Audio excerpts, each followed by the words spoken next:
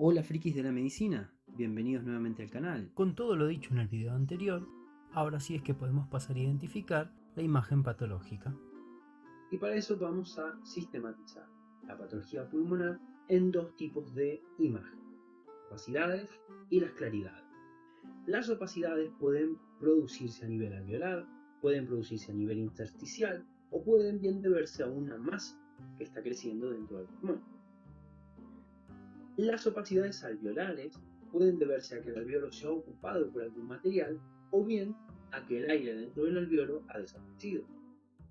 En el caso de las opacidades intersticiales, estas varían si son agudas o si son crónicas.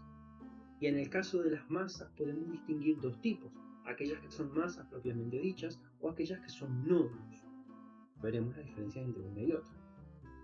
En el caso de las hiperclaridades, primero tendremos que reconocer si la hiperclaridad que vemos es unilateral o bilateral. Y en función de esto, luego la caracterizaremos en si la claridad se debe a una pérdida de la densidad, ya sea del parénquima o ya sea de la pared. Dijimos que patología de pared no íbamos a ver en este momento, por lo tanto la dejamos de lado. Las claridades, ya sea uni o bilaterales, además, pueden deberse a cavidad. Estas cavidades pueden ser reales o virtuales, y ya veremos de qué se trata cada una de ellas. Luego existen causas vasculares que pueden producir claridades, y finalmente las bronquiectasias, que son un tipo particular de patología que aumentarán la claridad del parénquima pulmonar. Comencemos con las opacidades alveolares. Vamos a hablar de opacidades alveolares por ocupación. Observen esta radiografía. Cuando se acumula cualquier material en el interior del alveolo, este se opacifica y dada su distribución histológica se traducirá como una imagen algodonosa. Observen que los límites son más bien difusos. Aquí marcamos con unas guías para que ustedes puedan delimitar la imagen. En esta consolidación, el bronquio que alimenta este lóbulo no está ocupado. Es decir, el material que ocupa los alvéolos no llega al bronquio, lo que genera el primer signo es característico de la ocupación alveolar, que es el broncograma aéreo. Podemos ver el bronquio con densidad de aire a través de la imagen de consolidación, en este caso representado con azul. Entonces, las opacidades alveolares por ocupación producen una imagen que es algodonosa y que tiene broncograma aéreo. ¿Qué es esto de centrífuga? Dado que los diferentes alvéolos se van ocupando del material y a través de los poros alveolares el material va ocupando alvéolos progresivamente, estos avanzan hacia la periferia, es decir, hacia la pleura parietal. A esto se refiere con que dice que la imagen es centrífuga. Además, la distribución algodonosa hace referencia a que no sigue una distribución particular del ovurillo. Es decir, no podemos reconocer una forma clara, una forma estricta, es más bien una forma borrosa, difusa. Veamos esta otra imagen, lo mismo. En este esquema podemos ver el parénquima pulmonar representado con una trama de pentágonos, lo que es los alvéolos, y vemos cómo la ocupación de los alvéolos va siendo cada vez progresiva en diferentes alvéolos, algunos más ocupados que otros, pero nunca se ocupa el bronquio, lo que da esta imagen de broncograma aéreo. Ténganlo muy presente, esto es lo que define una opacidad alveolar. Veamos imagen en esquema. Esto es a lo que nos referimos cuando decimos que diferentes alvéolos se van ocupando por diferente cantidad de material, los poros alveolares van comunicando los alvéolos entre sí y esto genera la imagen algodonosa.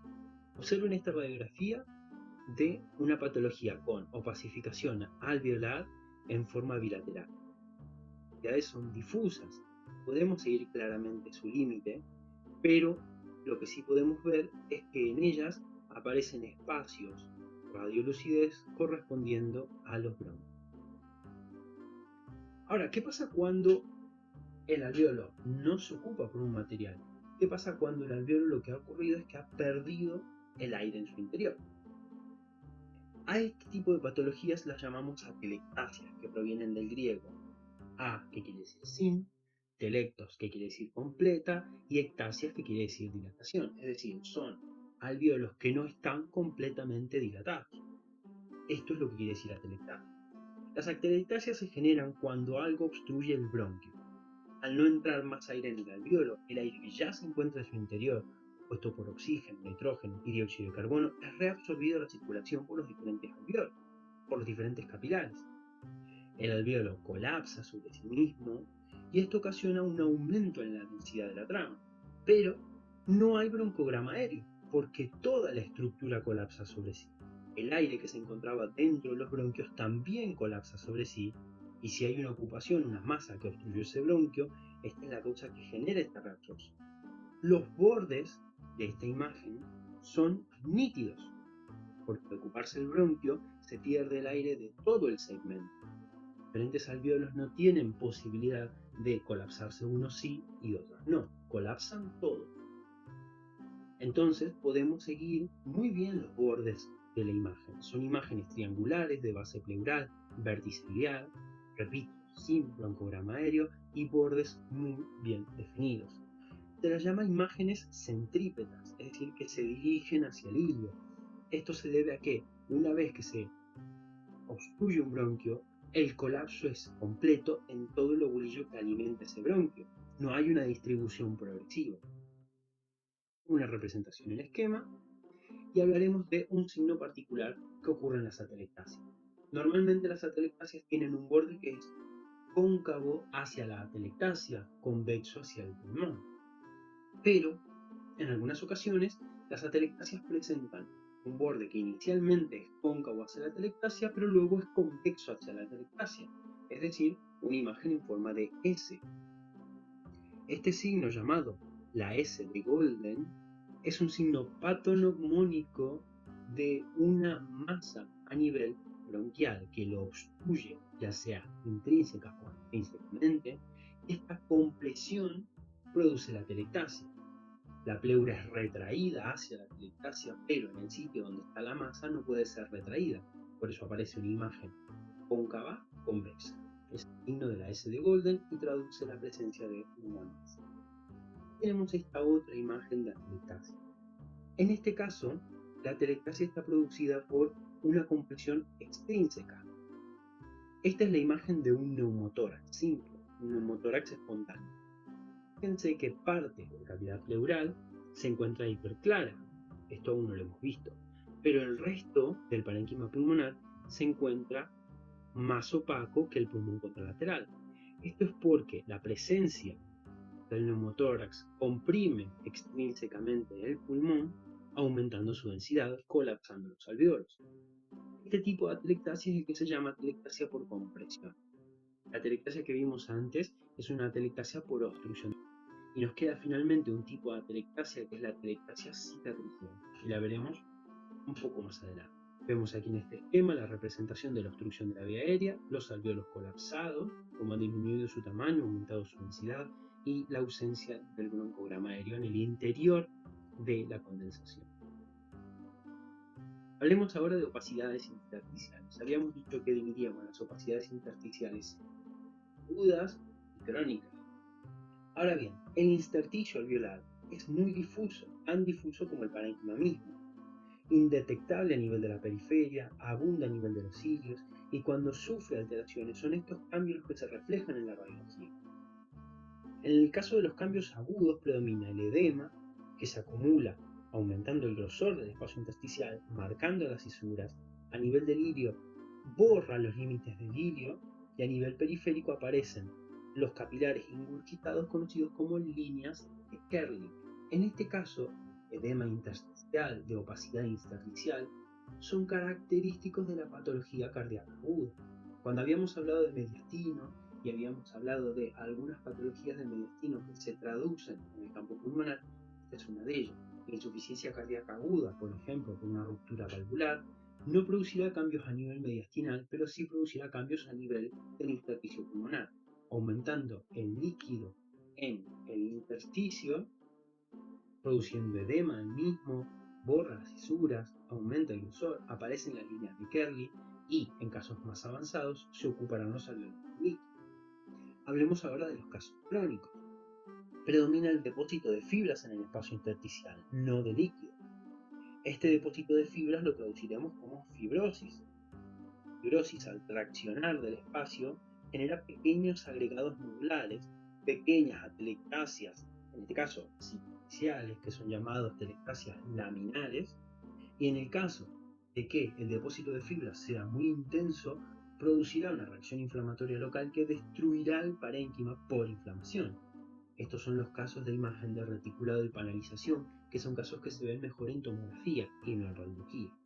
Las opacidades intersticiales agudas predominan edema, aumento del grosor de las cisuras, desaparecen los cilios o se vuelven más borrosos y las líneas de Kerley periférica.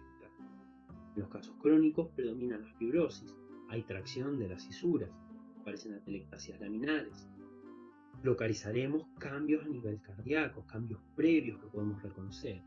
Tiene una patología previa cardíaca o pulmonar que condiciona esta opacidad intersticial. Y en casos muy avanzados podremos ver el reticulado y la panalización. Veamos, estas son diferentes imágenes de opacidad intersticial crónica. Vemos como en ambas de ellas hay cambios cardíacos previos, hay aumento del índice cardiotorácico, hay un infiltrado a nivel periférico y basal intersticial. Y detengámonos un poco en esta radiografía. Vemos como hay infiltrado a nivel periférico, en este caso hemos perdido el seno costofrénico lateral, esto es lo que se corresponde a un derrame a nivel del campo pulmonar.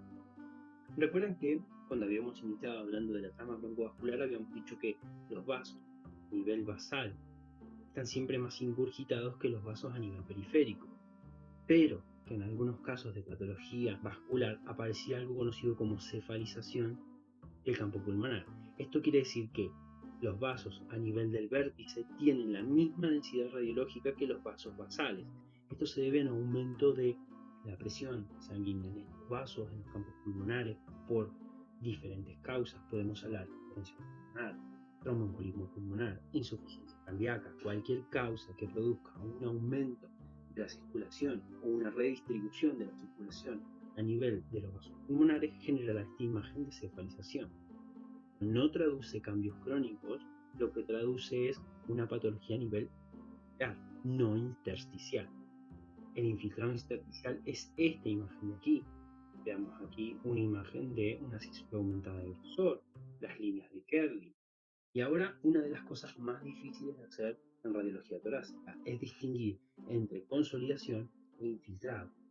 Consolidación es una ocupación del espacio alveolar que tiene broncograma aéreo, mientras que infiltrado es un aumento en la densidad de la trama que no tiene broncograma aéreo, y las distribuciones de las dos patologías son diferentes.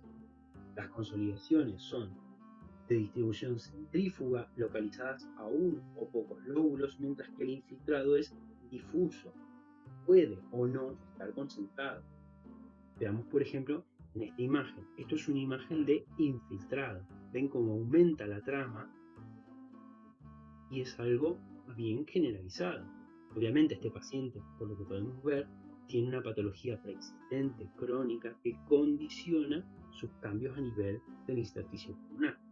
Vemos en esta radiografía una atelectasia laminar, producto del depósito de fibrosis y dilatación. Veamos esta imagen.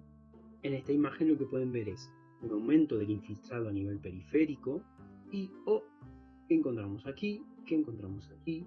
Estos son aumentos de la trama broncovascular, pero que comienzan a formar pequeños consolidados. Esto es la radiografía de un paciente con neumonía por COVID-19. Nuevamente, reticulado no brillar, presencia de consolidaciones, infiltrado periférico. Observen aquí esta imagen de consolidación y el infiltrado periférico, la tracción de la pleura diafragmática, otra neumonía bilateral por COVID-19. Nos quedan ahora distinguir entre masas y nódulos pulmonares. Un error muy común que se comete en las radiografías es confundir esta pequeña imagen de densidad de agua aquí con un nódulo, pero siempre debemos buscar la bilateralidad de esta masa, porque puede ser que estemos confundiendo los pezones del paciente con un nódulo. Las masas y los nódulos tienen las mismas características, son imágenes de bordes más o menos definidos que no tienen broncograma aéreo y que en general no dependen de la pared. Veamos esta imagen. Esto es una masa a nivel periférico. Vean el tamaño que tiene la imagen. Son imágenes de densidad agua parénquima. simulan consolidaciones pero que no tienen broncograma, insisto, no siguen una distribución propia de la estructura pulmonar, es decir, no siguen una distribución triangular como la atelectasia ni una distribución algodonosa como las consolidaciones alveolares. Bien, dijimos estructuras más o menos definidas sin broncograma. La diferencia entre un nódulo y una masa es arbitraria, depende del tamaño. Hay literatura que habla de 4 centímetros, hay literatura que habla de 6 centímetros. Veamos ahora esto, por si no lo vieron, vamos de nuevo, esto es un nódulo. Es un aumento, uso de la densidad de bordes más o menos definidos, un nódulo. Aquí vemos otra masa, pero ¿qué ha pasado aquí? Esta masa está deformando el contorno mediastinal. En este caso, no podríamos decir que esta masa corresponde al campo pulmonar. Esta masa más bien corresponde al mediastino. Esto es una masa mediastinal. Ocupando el parénquima pulmonar, que lo está deformando y alterando, pero que no depende del parénquima. De hecho, podemos seguir la línea de la pleura por delante. Hablemos ahora de las hiperclaridades. Las hiperclaridades habíamos dicho que las definíamos en unilaterales o bilaterales. Y a estas podemos dividir en cavidades verdaderas, bronquiectasias, causas vasculares y pérdida del parénquima. Veamos esta radiografía de hiperclaridad. Aquel ojo que aún no está acostumbrado a ver radiología me dirá, bueno, a ver, parece una radiografía normal, pero no, en verdad es una radiografía que está mucho más negra que lo habitual. Pero además, las costillas están casi en posición horizontal, los diafragmas están planos. Esta es la radiografía de un paciente asmático. El paciente asmático es un paciente que crónicamente retiene aire dentro de sus alvéolos y su problema es a la expiración, no puede sacar el aire dentro de los alvéolos. Igual, el aire comienza a acumularse, los alvéolos se distienden, el campo pulmonar, el pulmón entero se distiende, las costillas se vuelven horizontales por el producto de esta misma distensión, el diafragma se vuelve horizontal porque el pulmón está tan lleno de aire que lo empuja hacia abajo y vemos esta imagen, costillas horizontales, diafragma plano y un pulmón más claro que lo habitual. Ahora vemos esta radiografía. A priori, esta radiografía podría ser normal, salvo porque tenemos aquí una zona más o menos bien delimitada donde no hay parénquima. Marcamos, veamos esta otra, múltiples zonas de pérdida de parénquima, si bien hay una intensa consolidación en ambos vértices o medio, pero tenemos, lo que nos interesa en este caso son estas pequeñas zonas de pérdida de parénquima. Los dos casos son imágenes de cavidades, de cavernas, son cavidades verdaderas. Y parte del tejido, parte del parénquima pulmonar ha sido destruido y reemplazado por una cavidad. Veamos este caso, radiografía que ya habíamos visto con anterioridad. Aquí lo que ha ocurrido es que en algún punto del pulmón se ha roto la estructura del parénquima pulmonar, se ha abierto el parénquima pulmonar hacia la cavidad pleural, escapando aire desde el pulmón hacia la cavidad pleural, por un mecanismo valvular con el cual en cada inspiración el aire entra, pero en la expiración el aire no puede salir y queda retenido en la cavidad pleural. A medida que el paciente respira, ese aire se va acumulando, empuja el parénquima y determina esta estructura donde podemos ver por separado el pulmón de la cavidad. Pasemos a otras causas de hiperclaridad. El TEP, habíamos dicho como causa vascular, puede producir tanto un aumento de la densidad en la zona donde se encuentra el trombo, atelectasias laminares, es también un signo característico del TEP, pero dado que existe un trombo que obstruye la circulación distal, y dado que parte de la densidad del campo pulmonar se debe a la circulación, la presencia de una zona fija de base iliar y vértice periférico con hiperclaridad es sugestiva de TEP. Es muy difícil de ver. En el caso de la tetralogía de Fallot y de otras causas vasculares que disminuyen el flujo pulmonar, esta disminución en el flujo pulmonar disminuirá la cantidad de sangre que circula por las arterias pulmonares. Nuevamente, como dijimos que parte de la densidad del pulmón depende de la cantidad de sangre que circula por las arterias pulmonares, esta también disminuirá la densidad del campo pulmonar. El enfisema y otras causas donde hay pérdida del parénquima genera cavidades verdaderas. Ahora, habíamos visto antes, las cavidades tienen diferentes características, pueden ser uni o bilaterales, y sus paredes son diferentes. A través de las paredes de una cavidad es que podemos definir en paredes gruesas o paredes finas. Normalmente aquellas cavidades de paredes gruesas suelen ser abscesos que se han cavitado, mientras que aquellas cavidades de paredes finas suelen ser bullas, generalmente enfisemadas. Vemos aquí una radiografía de tetralogía de Fallot. Vean cómo hay un aumento en la claridad del campo pulmonar. Vemos aquí una cavidad verdadera con pared gruesa. Es un absceso pulmonar. La densidad del parénquima resulta de la suma de la densidad del aire dentro de los alvéolos, de la vascularización del pulmón y de todos los tejidos interpuestos entre el parénquima y el detector. Veamos el último caso de hiperclaridad, que son las bronquiectasias. El caso de las bronquiectasias, que es una patología propia del bronquio, se debe a una dilatación fija y permanente de la vía aérea inferior.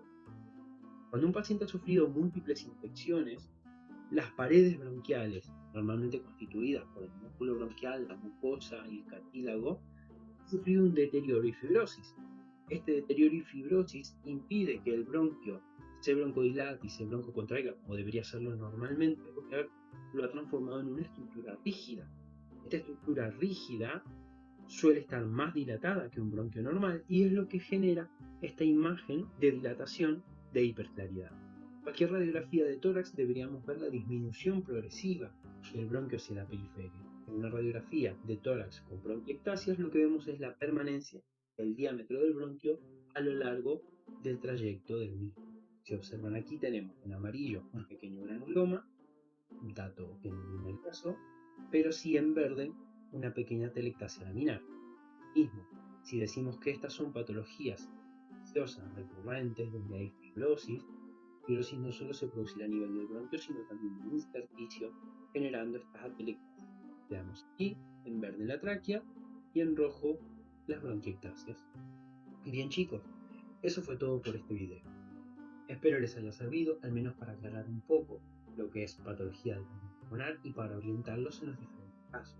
Los veo en el próximo video. No se olviden de me gustear, no se olviden de suscribirse, no se olviden de compartir y comentar. Cualquier duda será bien recibida. Hasta la próxima. Chao.